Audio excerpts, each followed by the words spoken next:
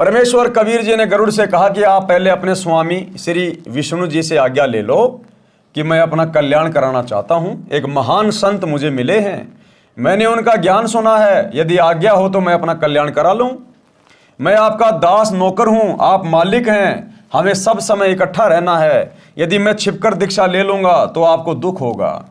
गरुड़ ने ऐसा ही किया, विष्णु जी से सब बात बताई। श्री विष्णु जी ने कहा, मैं आपको मना नहीं करता, आप स्वतंत्र हैं, आपने अच्छा किया, सत्य बता दिया, मुझे कोई ऐतराज नहीं है।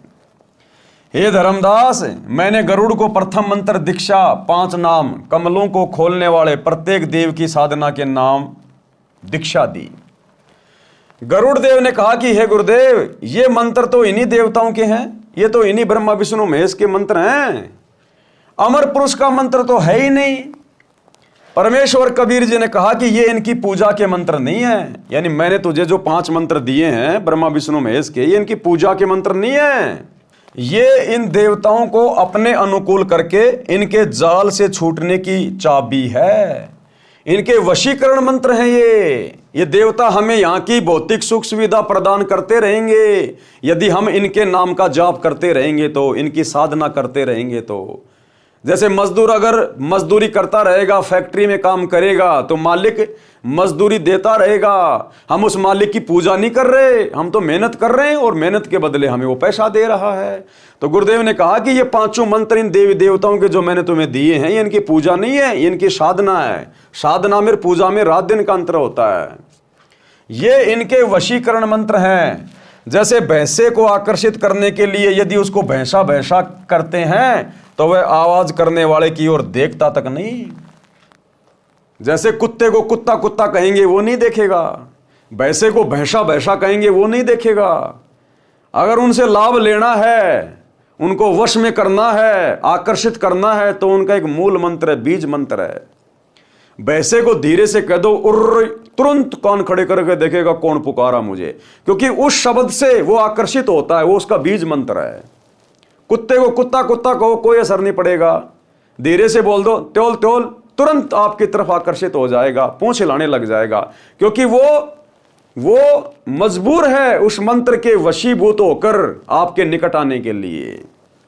तो गुरुदेव ने कहा कि वैसे तुम जय गणेश देवा, जय दुर्गा, ओम नमः विष्णु देवाय नमः, ओम नमो विष्णु देवाय नमः, तुम कितना ही करते रहो, ये तो खाली इनके शरीर के नाम है, इनकी पहचान है, इनके मूल मंत्र अलग हैं जो मैंने तुम्हें दे दिए 5 मंत्र के रूप में। जब तुम इनका जाप करोगे तो ये तुरंत आकर्षित होंगे, लाभ देने के लिए मजबूर हो जाएंगे, ये तुम्हारी सुरक्षा करने के लिए। तो वो 5 मंत्र जो गरुड़ जी को दिए, वही 5 मंत्र तो आप और हम भगत भाई बहनों को गुरुदेव दीक्षा में दे रहे हैं। हमें तो वरन उससे 2 मंत्र और ज्यादा दे रहे हैं गुरुदेव, हमें तो 7 मंत्र दे रहे हैं। गरुड़ को तो केवल 5 ही मंत्र दिए थे, क्योंकि उस योनि में मोक्ष नहीं हो सकता।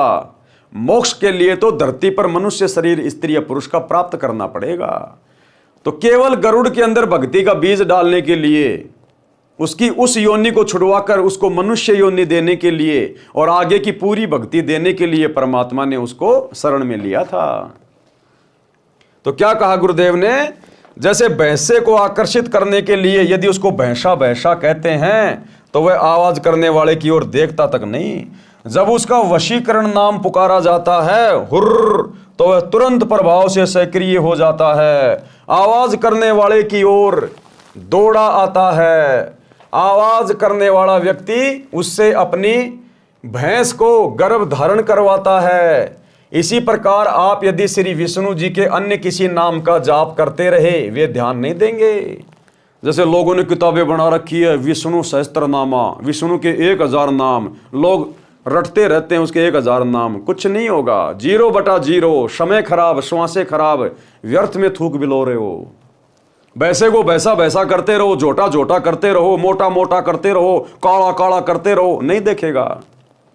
उसका वशीकरण मंत्र जाप करो, धीरे से तुरंत कान खड़े करेगा। तो इन देवी देवताओं के नाम की कितनी माला फेरते रहो भाई और बहनों, मंदिरों में मस्जिदों में जाते रहो, तीर्थों पे जाते रहो। 0/0, समय खराब, धन खराब, श्वासें बर्बाद। अगर वास्तव में लाभ चाहते हो इन देवी देवताओं से जो ये दे सकते हैं अपने स्तर का, तो भी आपने अधिकारी गुरु से इनके मंत्र लेने पड़ेंगे। और अधिकारी गुरु वर्तमान में धरती पर एकमात्र सतगुरु रामपाल जी हैं, इनके अलावा कोई दीक्षा देने का अधिकारी नहीं है। इसी प्रकार आप यदि श्री विष्णु जी के अन्य किसी नाम का जाप करते रहें, वे ध्यान नहीं देंगे। जब आप इस मंत्र का जाप करोगे तो विष्णु देव जी तुरंत प्रभावित होकर साधक की सहायता करते हैं। वे देवता तीनों लोकों पृथ्वी, स्वर्ग तथा पाताल के प्रधान देवता हैं। ये केवल संस्कार कर्म लिखा ही दे सकते हैं।